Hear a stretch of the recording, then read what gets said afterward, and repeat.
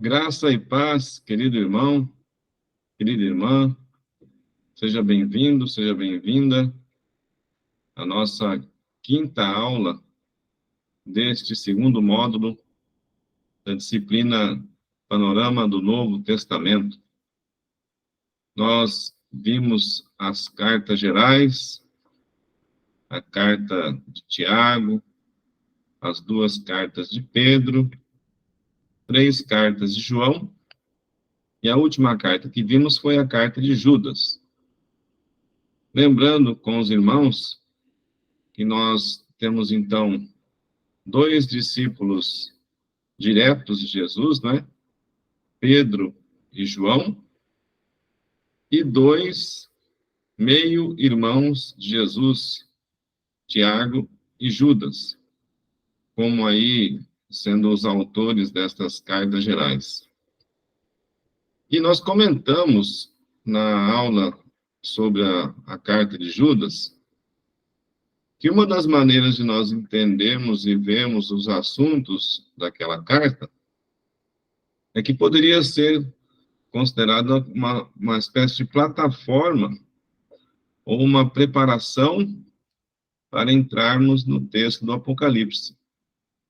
Porque a carta traz ali alguns temas teológicos que apontam, assim, para aquilo que o Apocalipse vai nos trazer como desfecho da história bíblica, em termos literários, e também os assuntos que vão surgir em relação ao futuro da igreja e também da humanidade.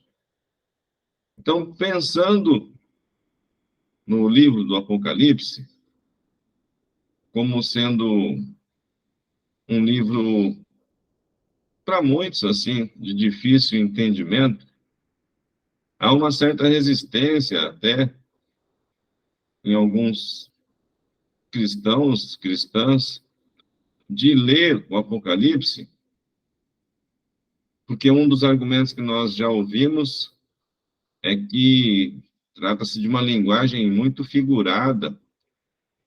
Daí, como é um assunto que remete ao futuro, praticamente um conteúdo profético, então tem bastante gente que até lê o Apocalipse, mas não arrisca muito, assim, comentar, interpretar, deixa meio solto para que se cumpra conforme, assim, o Senhor quiser, sem tentar se aprofundar muito no conteúdo. Temos para os irmãos algumas, digamos, ideias. Primeiramente, que a palavra de Deus, toda a palavra de Deus, ela é divinamente inspirada.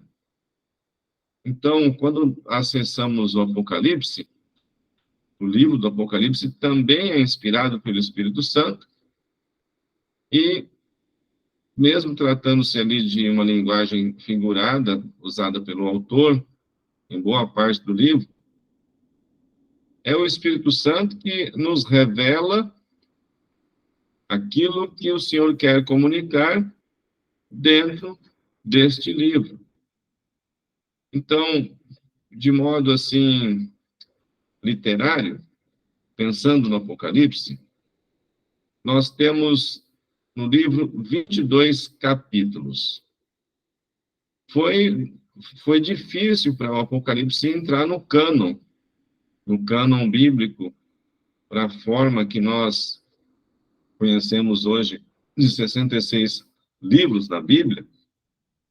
Existiram aí alguns debates, alguns embates, para que realmente o livro fosse aceito e servisse como uma conclusão da Bíblia.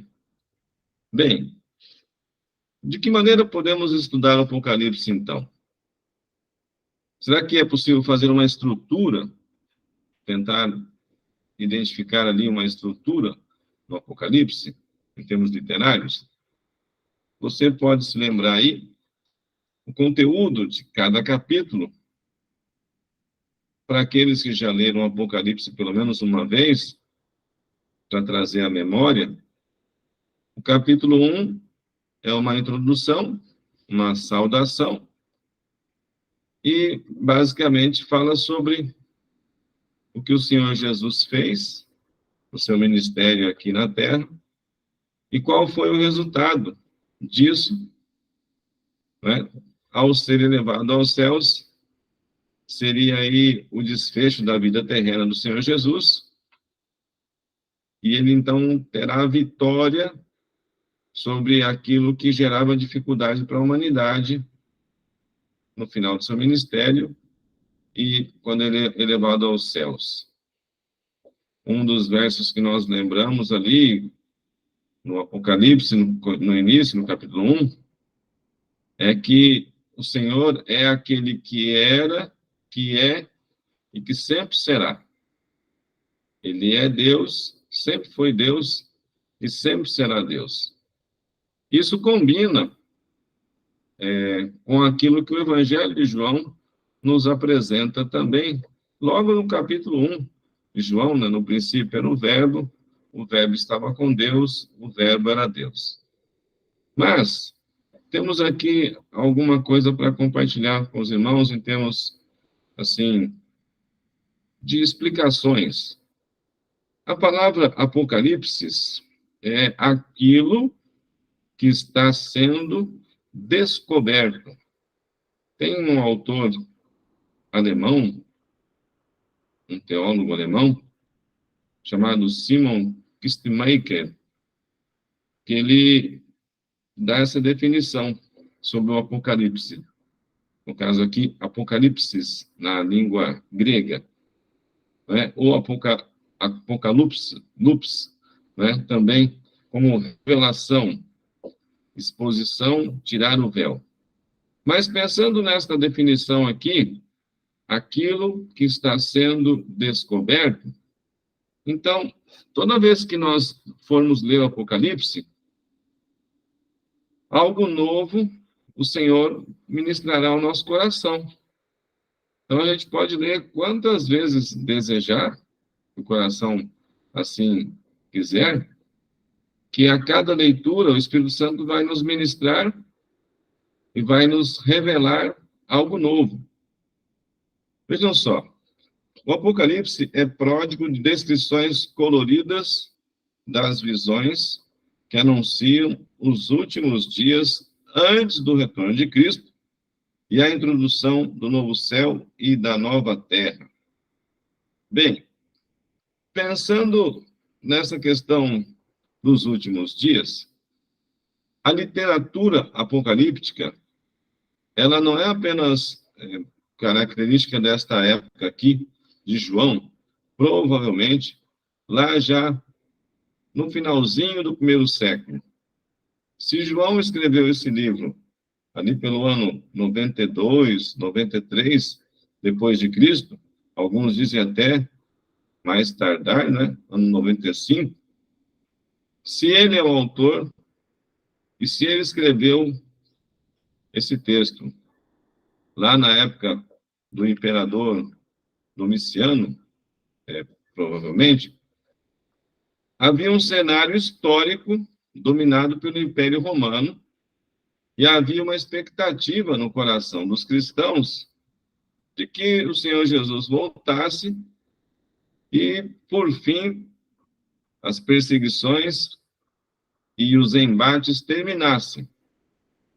Mas, pensando na literatura apocalíptica, ela aparece lá no Antigo Testamento, em alguns livros que nós conhecemos mais aí, com ênfase sobre o fim dos tempos, o livro de Daniel, mas também temos porções no livro de Joel, no livro de Zacarias, né? Até nos próprios Salmos nós temos algumas porções, em Isaías, em Jeremias.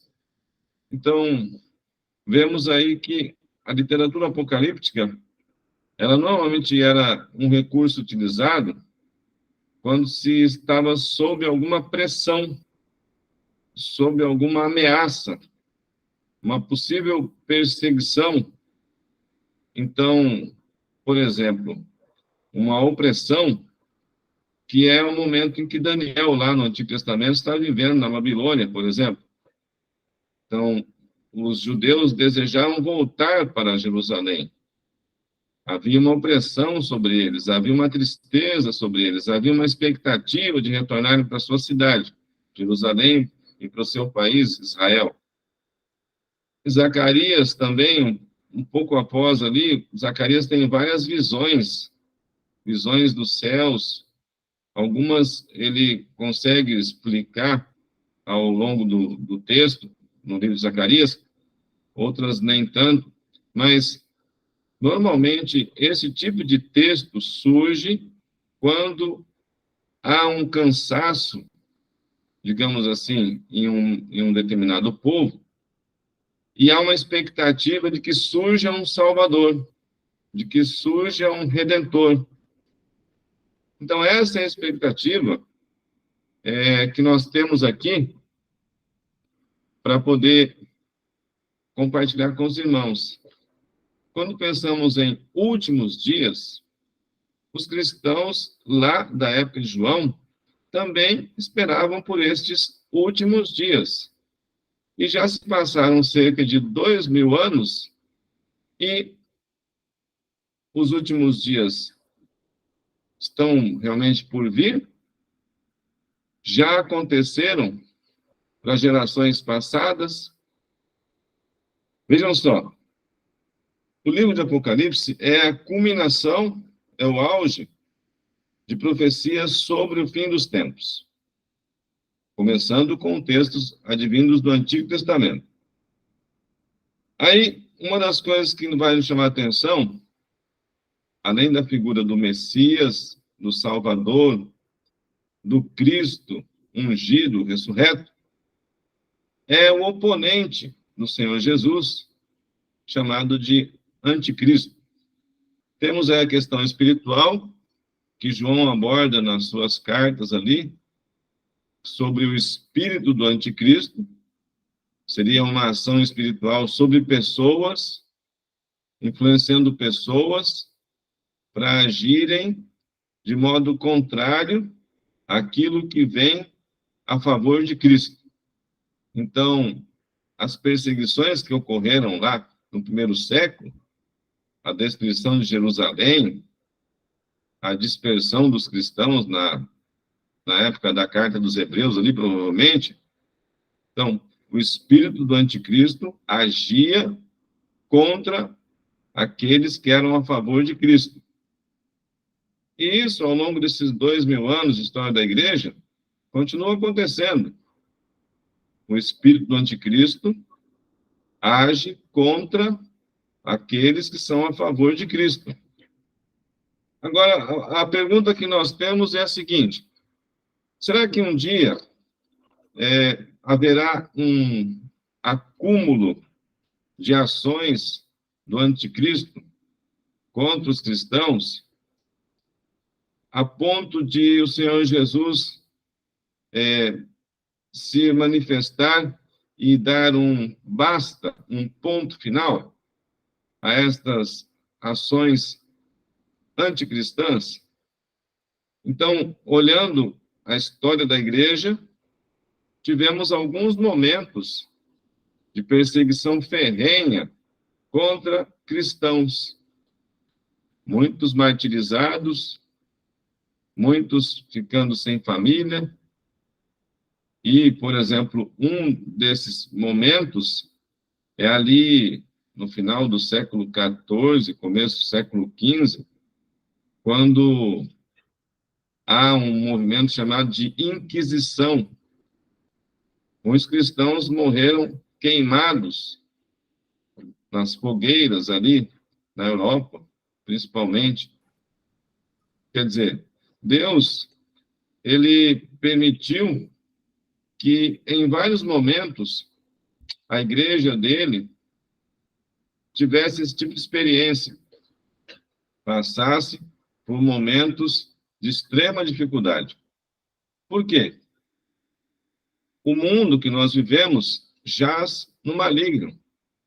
Este mundo que nós enxergamos, natural, um mundo caído, cheio de violência, de maldade, de injustiça, de opressão, de corrupção, este mundo jaz no maligno. Então, o apóstolo João experimentou essas situações, principalmente no final da vida dele, quando, no começo do Apocalipse, ele diz ali que ele se achou na ilha de Patmos, em espírito. A ilha de Patmos era um lugar usado para aprisionar cristãos. Os cristãos perseguidos e, no caso, capturados, eram levados para essa ilha, para lá praticamente terminarem os seus dias, acorrentados, com muito pouca comida, escassez de comida, situação bem precária de vida. Talvez tenha sido esse o cenário do apóstolo João no final de sua vida. Ele parece que não foi martirizado, mas estava muito fragilizado ao final de sua vida.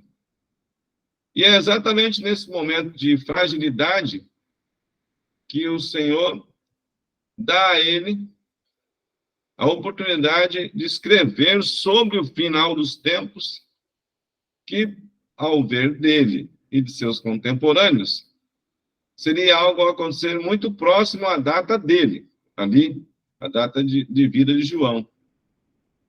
Então, pensando nessas coisas, hoje, que nós estamos 2000 anos depois da época de João, praticamente, que tipo de interpretação temos para o texto do Apocalipse? Historicamente, foram surgindo interpretações. E nós temos aqui 4 interpretações basicamente usadas para este livro. A primeira delas seria a interpretação preterista. O que é essa interpretação? O que se pensa sobre esse termo aqui, preterista? Bem, o título preterista é uma combinação de 2 palavras latinas, praeter, passado, e ire, ir, significando aquilo que já passou, isto é, pertence ao passado. Segundo esse ponto de vista, tudo aquilo que está registrado no Apocalipse já se cumpriu no primeiro século, tempo em que João escreveu este livro. Bem, esse é o primeiro ponto de vista. O segundo ponto de vista, temos aqui uma segunda interpretação, seria a historicista. O que diz ali o historicismo? Segundo a visão histórico-contínua, apresenta um conciso esboço do desenvolvimento da igreja desde o dia de Pentecoste até a consumação. A história secular e a história religiosa são entrelaçadas. E os proponentes têm tentado, no caso, os intérpretes dessa ideia, têm tentado interpretar os eventos do seu próprio período da história. Por exemplo, se nós olharmos o primeiro século, o Império Romano era rude, cruel e violento. Então, ele tinha sobre si a atuação desse espírito do anticristo. E eles praticavam essas maldades contra os cristãos. E o elemento físico, histórico, que retrata isso para nós aqui no Ocidente, é o Coliseu Romano, no qual muitos cristãos morreram martirizados. Bem, a visão historicista, a história secular da humanidade vai acontecendo e aquilo que o Apocalipse nos apresenta vai se cumprindo paulatinamente. Então, em cada época, se cumpre um pouco do Apocalipse. Quem é que tem essa ideia? Quem é que interpreta dessa forma?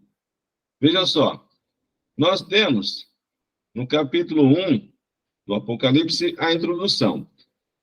Um dos versos chaves que temos ali, o apóstolo João escreve que o Senhor Jesus, no capítulo 1, verso 18, tem em suas mãos a chave da morte e do inferno. O texto é escrito para ser enviado às igrejas da Ásia. O capítulo 1 já nos fala um pouco sobre as 7 igrejas da Ásia, e depois o capítulo 2 e 3, eles são mais específicos, nos mostrando qual era o conteúdo de cada mensagem para cada igreja em cada cidade. E é interessante pensar, nessa visão historicista, que a primeira carta, a carta à cidade de Éfeso, ela cobriria um período da história da igreja. E assim, nas cartas posteriores, cada uma das cartas cobriria um novo período da história da igreja. Então, da primeira carta, escrita para Éfeso, até a última carta, escrita para Laodiceia, nós teríamos nessas 7 cartas, toda a história da igreja contada e indo se cumprindo assim, de tempos em tempos, até chegar na carta a Laodiceia. Tem uma expressão que eles usam, alguns intérpretes aí, caleidoscópio do Apocalipse. Tem um grupo bem específico, assim, que estuda o Apocalipse e faz menção dessa ideia. Bem, olhando a carta a Laodiceia, ela seria o último período da igreja, da história da igreja. E começaria ali por volta do ano de 1830, 1840. Então, de 1830, 40 para cá, segundo essa visão, estaríamos dentro do último período da história da igreja. E a carta de Laodiceia diz ali, por exemplo, que o Senhor Jesus não aceita aquele que é morno, e ele diz que era melhor que fosse frio ou quente, porque o morno, pelo texto escrito por João, seria vomitado pela boca do Senhor. Ele não aceita. Então, pensando nessa interpretação, nos dias de hoje, se há uma mornidão, ou se alguém assim entende que na atual igreja há uma mornidão, essa mornidão não é aceita de modo algum pelo Senhor. Em virtude disso, surgem juízos sobre uma igreja morna. Não é? Então, olhando essa perspectiva historicista, temos aqui a história secular e a história religiosa são entrelaçadas. Por exemplo, no século XVI, os reformadores identificaram o Papa e o papado com o anticristo. Tanto Martinho Lutero quanto seu amigo reformador João Calvino não hesitaram em chamar o Papa de anticristo. Então, além daquele espírito do anticristo, lá da época do Império Romano, na época de João, que ele comenta um pouco ali em suas cartas, esse espírito do anticristo, que é contrário a tudo aquilo que diz respeito a Deus, o apóstolo Paulo também escreve um pouco em Tessalonicenses. No século XVI, Martinho Lutero, Calvino e outros deram uma identidade para esse anticristo, que seria a figura do Papa. Nos dias atuais, há ainda essa interpretação. Há grupos que veem na figura do Papa o anticristo. Não um espírito do anticristo, mas o próprio anticristo, a figura do Papa. Seja o nome do Papa qual for. Bem, a outra seria futurista. A outra maneira de interpretar o Apocalipse, futurista. Consiste em que a maior parte do livro, começando a partir do capítulo 4 em diante, todo o conteúdo pertence ao futuro. Então, o capítulo 1 ao 3 é um conteúdo contemporâneo ao apóstolo João e a história da igreja daquele período. A partir do capítulo 4, trata-se de eventos futuros. Então, esses eventos futuros aconteceriam, mas daí nós não temos uma data específica. Então, no caso, nós hoje, no ano 2000, né, no século 21, estaríamos aí aguardando o cumprimento de algumas profecias dentro do Apocalipse. Bem, aqueles que interpretam assim, enfatizam que as profecias deste livro se cumprirão um pouco antes, durante e depois do regresso de Jesus à Terra. São as visões do trono, o rolo lacrado com 7 selos, que serão abertos um a um, as 7 trombetas, as 2 testemunhas, a mulher e o seu filho, as 7 taças, a grande prostituta, a queda de Babilônia. Todos esses são eventos que ocorrerão antes da vinda de Cristo. Bem, então nós temos já 3 maneiras de pensar sobre o Apocalipse, o livro do Apocalipse. A historicista, que tudo já aconteceu lá no primeiro século, o que está escrito em todo o livro já se cumpriu no primeiro século. Essa é a preterista, né? A historicista, os eventos vão acontecendo na história da humanidade e aquilo que está escrito no Apocalipse vai se cumprindo, acompanhando a história secular. A história secular vai confirmando aquilo que está escrito no Apocalipse. Então, essa seria a visão historicista. E a visão futurista, no capítulo 1 ao 3, eventos acontecidos lá na época de João, ou um pouco próximos a ele, ou uma época próxima a ele, e, a partir do 4, eventos futuros, que em parte já aconteceram, ou poderão acontecer ainda nessa geração ou nas próximas gerações. E há uma última maneira, nesse caso, de pensar, a idealista. O que seria isso, essa interpretação idealista? Quem assim pensa, interpreta o Apocalipse como um livro de princípios que contrastam o Cristo vitorioso e o seu povo com o Satanás derrotado e seus seguidores. No caso do apóstolo João, delineia esse contraste do princípio ao fim do livro. Desde Jesus, da posse das chaves da morte do inferno, no capítulo 1, ao diabo sendo lançado no lago de fogo com enxofre, lá no capítulo 20.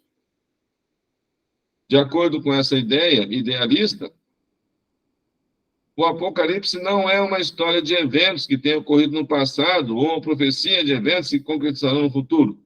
É um livro que enche o povo de Deus com conforto e motivação para suportar até o fim. Então, inicialmente, nós temos essas 4 perspectivas, 4 interpretações: preterista, historicista, futurista e idealista. Você já leu o Apocalipse? Ou está lendo? Ou ainda pretende ler de modo mais apurado? Qual será dessas interpretações que realmente mais condiz com o conteúdo da Bíblia? Você já parou para pensar? Então, pense um pouquinho e nós iremos para a segunda parte da nossa primeira aula sobre o Apocalipse. Amém?